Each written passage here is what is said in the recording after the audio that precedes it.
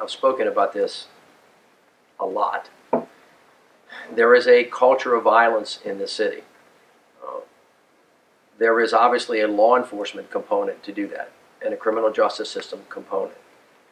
But if we continue to create the conditions that violence grows in, where there is excess alcohol, excess drugs, individuals that are not taking responsibility for themselves, we could chase them all over the place, and witnesses that don't come forward, and it's never going to get any better.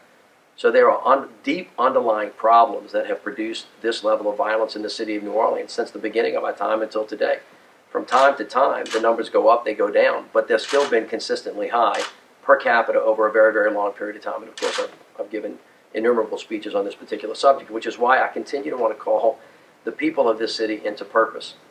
No matter what mayor standing here, no matter what police chief is standing here, if we don't get to the root cause of violence, of drugs and all of the other things that are causing it, we're going to continue to have the level of violence. Now, we have a couple of things happening right now that are making this worse than it normally would be. The opioid crisis is absolutely adding to the spike that we see in the number of shootings that we have. And of course, you see that happening all over the country.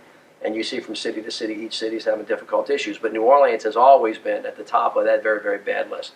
And until we get to the root causes of it, separate and distinct from what NOPD does, we're going to continue to have this culture of violence. And at the end of the day, as I have said when I started this, we know who the shooters are. We collectively, as a city, there's somebody's brother, there's somebody's sister, there's somebody's aunt or uncle. We know. We've got to have a zero tolerance for this and come together as a city if we're ever going to stop it. And it's got to happen from house to house, neighborhood to neighborhood, church to church, right? And then the entire city as well.